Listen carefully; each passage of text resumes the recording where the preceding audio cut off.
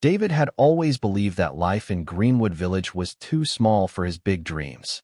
Every morning, he would sit under the mango tree in front of his late father's old farmhouse, staring down the dusty road that led to the city, imagining himself in a sharp suit, driving a brand-new car, and running a transport company. The land his father left him, a vast stretch of fertile soil that had fed the family for generations, meant little to him.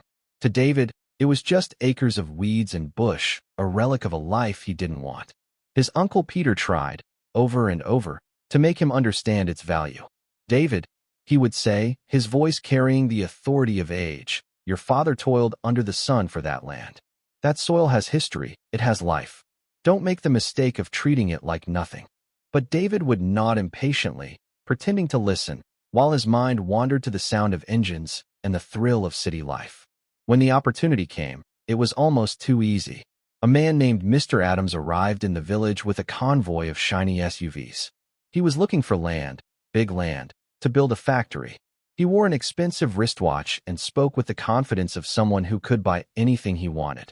The moment David heard of him, his heart leapt. Here was the chance to turn dusty soil into quick cash. Peter was furious when David told him, "You can't sell your father's land. It's our family's pride. If you don't want to farm it, at least leave it for your children." But David had already made up his mind.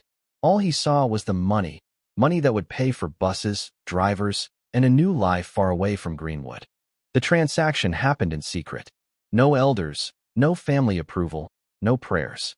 Just David, Mr. Adams, and a few documents signed in a dimly lit back room of the only guest house in the village. The amount was more money than David had ever seen in his life. He counted it over and over, his hands trembling with excitement. That night, he didn't sleep. He was already planning the buses he would buy, the routes he would run, the city apartment he would rent. The following morning, he went to the market to buy supplies for his journey. That was when he saw her, Mrs. Grace. She was an old woman, her back bent with age, her skin weathered like dried leather. She watched him with sharp eyes that seemed to pierce through his smile. As he passed, she called out to him, "David, what have you done?" He tried to act casual. "Nothing, Mama Grace. Just on my way to the city." She shook her head slowly, her lips tightening. "The land you sold is not just soil and trees. It has owners you cannot see. They are patient, but they are not blind. When they come, you will remember my words." David laughed nervously, muttering something about old people and their superstitions. He wasn't about to let anyone spoil his excitement. With his bag packed and his new wealth tucked safely away, he boarded a bus to the city that very evening. The city was everything he had imagined: fast, noisy, alive. The lights dazzled him. The crowds made him feel small and ambitious at the same time. Within 2 weeks, he had bought 2 fairly new buses and hired drivers. His business started strong. Money began to flow, and for a while, David thought he had made the smartest decision of his life. But it wasn't long before the first strange thing happened. One of his buses broke down in the middle of a busy route. The mechanic swore there was nothing wrong with it, but every time they tried to start the engine, it would sputter and die. The next day, the same thing happened to the other bus, at the exact same hour. Then came the whispers. Passengers complained about hearing voices inside the bus, faint but clear, calling names that no one recognized. One of the drivers quit suddenly, his face pale and sweaty. When David demanded an explanation, the man whispered, "There was someone sitting at the back. An old man with red eyes." But when I looked again, he was gone. David brushed it off as nonsense. He was too busy trying to keep his business running. But the nights were different. On his very first night in the city, he had heard it, slow, heavy footsteps pacing back and forth in his rented apartment. At first, he thought it was the upstairs neighbor, but the sound was too close, as if it were coming from inside his own room. That night, he had turned on the light, checked every corner, even opened the door to the hallway. There was nothing. The silence was so complete it made his skin crawl. He told himself it was just his imagination. But it happened again the next night. And the next, always at the same time, just past midnight. One evening, he returned from work exhausted and fell into a deep sleep. In his dream, he was standing in the middle of his father's farmland. The air was thick, heavy, and silent. Then he saw him, his father, Jonathan, standing at the far end of the field, pointing toward the ground. Behind him, Shadowy figures moved slowly, their shapes shifting like smoke. David tried to run, but his legs wouldn't move. His father's voice was deep, echoing. "You sold more than land, my son." David woke up gasping for breath. His hands were dirty. When he turned on the light, he saw soil under his fingernails and muddy footprints across his floor. He didn't know whether to scream or pray. The following day, his drivers refused to work. One of the buses wouldn't even start, and the other had been found parked at the depot with the keys missing, though no one had touched it. His earnings vanished almost overnight. Fear began to creep into his heart, but pride kept him from returning to Greenwood. Finally, after another restless night, he decided to seek help. In the back streets of the city, he found a small, dimly lit shop with charms and cowrie shells hanging at the entrance. The man inside introduced himself as Mr. Rowland, a spiritualist. His eyes were steady, his voice calm, but every word seemed to carry weight. "You sold land that belongs to both the living and the dead," Mr. Rowland said after listening to David's story. "They do not care for your money. They want payment, but not in the form you think." David swallowed hard. "What do they want?" Mr. Rowland leaned closer, his voice dropping to a whisper. "If you do not act before the next full moon, they will take something dear to your blood." David's chest tightened, his mind spinning. He thought of his family back in Greenwood, of Uncle Peter, of his younger sister who still lived there. The air in the room seemed to grow heavier, pressing against his skin. Outside, the city lights flickered in the distance, but all David could hear were the words echoing in his head. "Dear to your blood." And for the first time since leaving Greenwood, he wondered if Mama Grace had been right. David left the spiritualist's small shop with his thoughts in chaos. The streets outside felt colder, the noise of the city strangely distant, as though he had stepped into a different world. Mr. Rowland's warning kept replaying in his mind. "They will take something dear to your blood." His palms were sweating, and the weight of those words pressed down on him with every step he took. By the time he reached his apartment, his mind was a storm of questions. Could this really be happening because of the land? Was it possible that selling soil and grass had offended something unseen? The thought was ridiculous, and yet, he could not ignore the things he had experienced. The footsteps at night, the whispers on the buses, the nightmare of his father pointing at the ground, and now the threat that someone in his family might be taken. He poured himself a drink, hoping it would settle his nerves, but as he raised the glass to his lips, he froze. From the corner of his eye, in the reflection on the window, he thought he saw movement, a figure, dark and still, standing just behind him. He spun around, heart hammering, but there was no one there. The glass trembled in his hand until it slipped and shattered on the floor. That night, the footsteps returned, but this time they didn't stop at the pacing. He heard a knock, 3 slow, deliberate knocks, at his bedroom door. He lay frozen, the sheet pulled up to his chin. The knocking came again. Forcing himself to stand, he opened the door to an empty hallway. But as he turned back toward his bed, his eyes caught something written on the wall in faint, muddy streaks. "Time is running out." By morning, David had made up his mind. He would call Uncle Peter, tell him everything, and maybe, just maybe, find a way to undo what he had done. When Peter answered, his voice was hoarse, as though he had not slept. "David, I was about to call you. Your sister Anna, she has fallen ill. We don't know what it is. She just keeps sleeping. The doctor says she's fine, but she doesn't wake for long." David's grip tightened on the phone. The words from Mr. Rowland returned like a knife twisting in his chest. "Something dear to your blood. I'll be there tomorrow," David said without hesitation. Before leaving, he returned to Mr. Rowland's shop. The spiritualist was already expecting him. "You must go back to the land," he said firmly. "The ones who guard it will not forgive you with words alone. If you do not stand before them, they will take what they want. And the illness of your sister, it is only the beginning." David wanted to argue, to demand proof, but there was no time. He booked the first bus to Greenwood that evening, the same route he had taken with such excitement weeks ago. Now, each mile felt heavier, as though the air itself was warning him of what was to come. When he arrived, the village seemed quieter than he remembered. Word had already spread about Anna's condition, and people glanced at him with a mixture of pity and disapproval.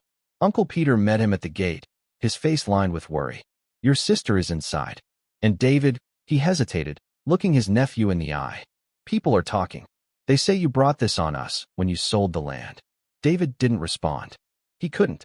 Inside, Anna lay on a mat, her breathing soft but steady. Her eyelids fluttered as though she were dreaming. David knelt beside her, taking her hand. Her skin was warm, but she didn't stir. A sudden shiver passed through him, not from her touch, but from the sensation that someone else was in the room, watching. He glanced at the doorway, half expecting to see his father's shadow. That evening, the elders called a meeting in the village square. Elder Thomas, the oldest man in Greenwood, stood in the center, leaning on his walking stick. His voice was slow but clear. "David, you know the land you sold is not ordinary. Beneath it rest those who died in the famine of long ago. It was given to them, not for farming, but as a covenant between the living and the dead. You broke that covenant." David tried to explain that he hadn't known, but Elder Thomas raised his hand. "Whether you knew or not, the damage is done. The only way to repair it is to perform the cleansing ritual and offer restitution." Mrs. Grace stepped forward from the crowd, her eyes sharp as ever. "I warned you, boy. And still, you laughed. Now you will see that the unseen does not forget." She told him what he would need for the ritual: 3 white kola nuts, 7 alligator peppers, a white rooster, and a calabash of palm wine. "And when you go," she added, "you must not speak unless spoken to. If you speak out of turn, they will silence you forever." Over the next 2 days, David gathered everything. It was harder than he expected. Every step felt watched, as though shadows moved just beyond his vision.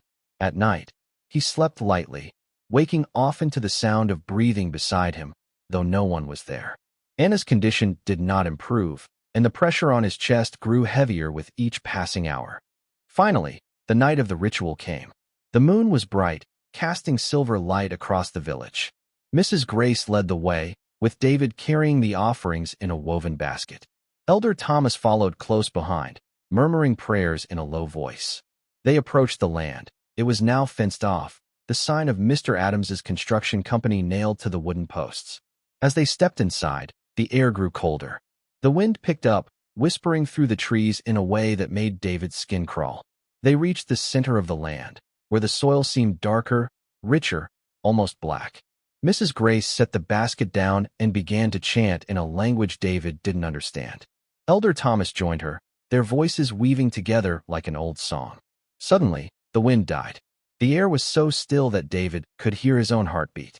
And then, out of the shadows between the trees, figures began to emerge, tall, thin, their faces blurred, their movements slow. They formed a circle around them, silent but watching. David's knees went weak. One figure stepped forward. It was taller than the rest, its eyes burning like embers. As it came closer, David felt his breath catch. The shape solidified, and he saw the face he had hoped never to see in this place. His father, Jonathan, his expression a mixture of sorrow and fury. David's lips parted, but Mrs. Grace's warning rang in his mind. He bit his tongue, forcing himself to remain silent. His father stopped just a few feet away, lifting a hand to point at him.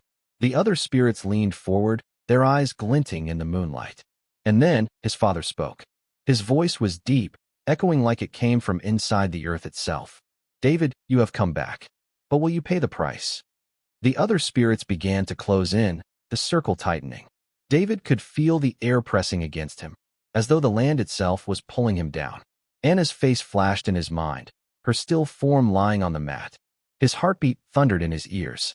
And as his father took another step forward, the earth beneath David's feet began to shift. The soil cracked, and something cold brushed against his ankles, curling upward like fingers trying to pull him under. David's breath came in shallow bursts as the cold, unseen fingers coiled tighter around his ankles. His instincts screamed for him to run, but his body felt heavy, rooted to the ground. The spirits in the circle seemed to lean closer, their blurred faces flickering like candle flames in the wind. Jonathan, his father, stood motionless, still pointing at him. "The land is not yours to give," his voice rumbled, deep and layered, as if more than one person spoke at once. "You broke the covenant.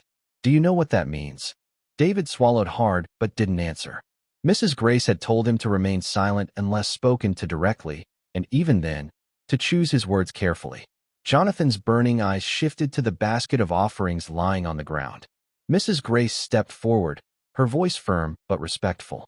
"Ancestors, the boy has come to make amends. Accept these gifts and release the one who is suffering in his place." The air grew heavier, pressing on David's chest. The spirits whispered to each other in voices that sounded like rustling leaves.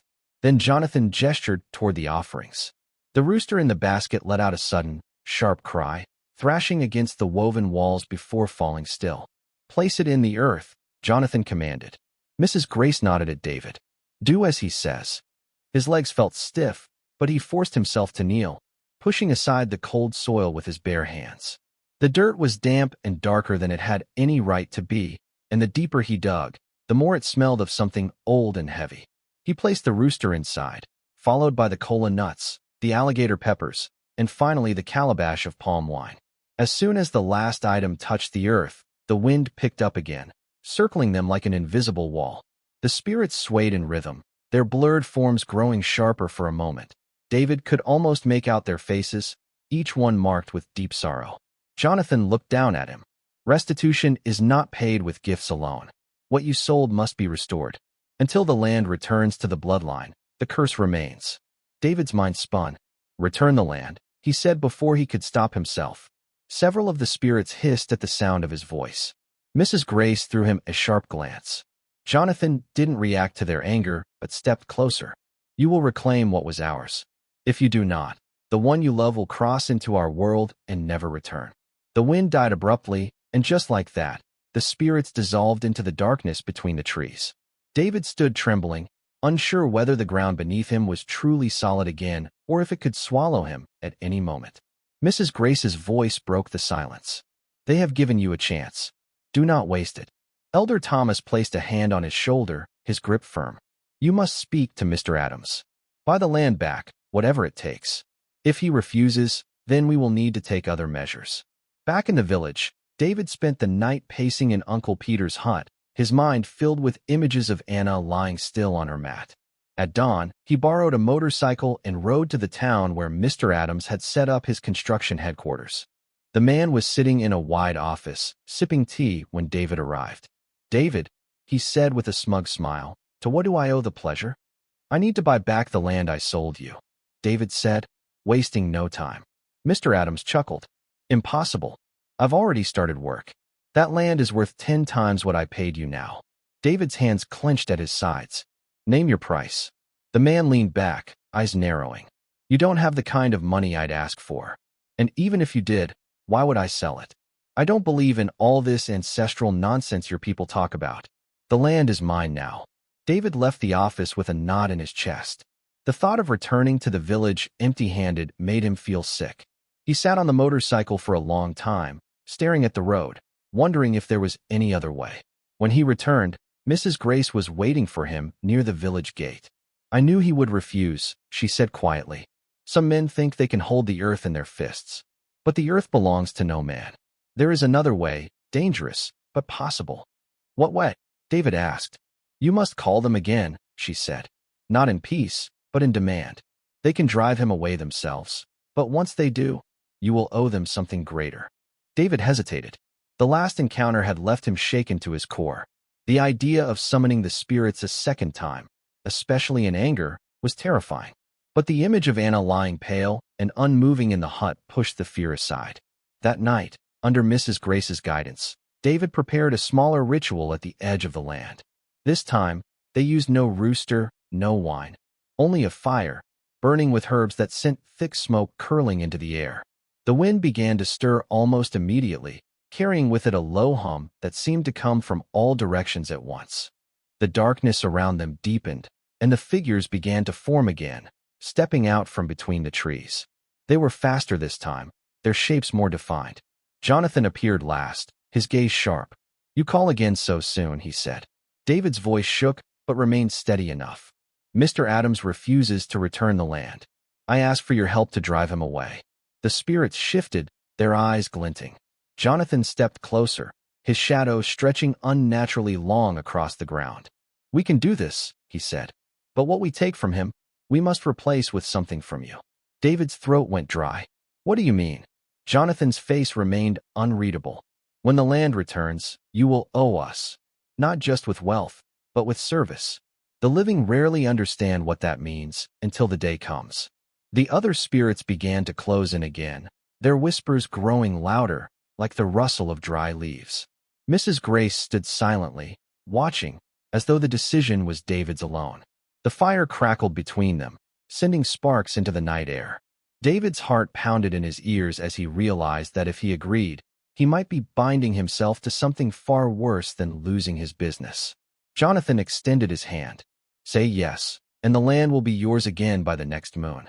David stared at the outstretched hand, feeling the cold of the night wrap around him like a shroud. He thought of Anna, of the promise to save her, of the way the earth had shifted under his feet last time. Slowly, he reached forward. Just as a sudden, distant scream echoed from the direction of the village. David froze at the scream, his hand still hovering in the air. The fire between him and the spirits cast dancing shadows across the land, and the night seemed to hold its breath. Mrs. Grace stepped closer, placing a steady hand on his shoulder. "They are testing you," she whispered. "If you hesitate now, the one you love may pay the price." He swallowed hard, forcing his fear aside. His gaze drifted toward Anna, lying pale and unmoving in the village hut. Every moment counted. He clenched his jaw and finally grasped Jonathan's hand. The chill that shot through him was like icy water, but he held firm, refusing to pull away. Jonathan's eyes softened slightly, though the fire in them did not fade. Around them, the other spirits began to move faster, their forms circling, spinning, as though weaving the threads of fate itself. David felt the earth tremble beneath him, a subtle vibration that seemed alive, sentient. Then, just as suddenly, it stilled. "You have chosen to repay, not with defiance, but with humility," Jonathan's voice rumbled through the air. "The land shall return to its rightful place, and the curse shall be lifted from the living." In that instant, David felt a shift in the soil beneath his feet. The ground seemed lighter, as if it were breathing, and he saw the fence posts marking Mr. Adams's construction begin to splinter and bend, as though pushed by invisible hands. A sudden gust of wind tore through the trees, scattering leaves and smoke from the ritual fire into the air, and when it settled, the land was empty, free of any structures. The spirits began to dissolve, fading into the night with whispers that sounded almost like laughter, warm and approving. Jonathan stepped forward one last time. "Remember, David," he said, "true wealth is not gold, not land, but the blessings of those who came before. Honor them, and you will prosper." Then he was gone. David fell to his knees, trembling, a mixture of relief and exhaustion washing over him. Mrs. Grace stood silently beside him, nodding with quiet satisfaction. "It is done. Now go to your sister." He ran back to the village hut, bursting through the door to find Anna sitting up, her eyes blinking against the dim light. She smiled weakly at him. "David, did you?" He shook his head, laughing and crying at the same time. "It's over, Anna. You're safe." Over the next few weeks, David worked tirelessly to honor his promise. He sold the buses he had bought in the city, returning the money to rebuild the land for the village. He planted crops and invited neighbors to farm alongside him, turning the land into a communal farm. Every harvest, the food was shared among widows, orphans, and the poor, ensuring that the blessings of the land touched everyone, not just him. Mr. Adams, astonished at the sudden change in the land and the unity of the villagers, tried to reclaim his investment, but the elders stood firm. "This land is not for one man's gain," Elder Thomas said. "It belongs to the community and to those who came before us." David rebuilt his life slowly but with honesty. The nightmares vanished. The strange whispers and footsteps in the city faded from memory. He had learned, finally, that ambition without respect for the past carried a heavy cost. As the sun set over Greenwood Village, David stood beneath the mango tree where he had once dreamed of the city. He looked over the fields, golden in the evening light, and smiled. He felt the presence of his father, not as a ghost of wrath, but as a silent guardian, watching over the land and the family he had tried to honor too late. David placed his hand on the earth, feeling the pulse of life beneath it. The land, once sold and lost, was now alive with purpose, nourished by love, respect, and the lessons of the past. And in that moment, he understood that the true measure of wealth was not in gold or property, but in the legacy one left for those who came after. The village was at peace. Anna laughed again. The community thrived, and David never took the blessings of life or the land for granted again. The spirits had been satisfied, and he had finally learned to walk in harmony with them, a man wiser and humbler than the one who had first left Greenwood for the city. And so, the story ended, not with fear or loss, but with redemption, peace, and the quiet joy of a life restored.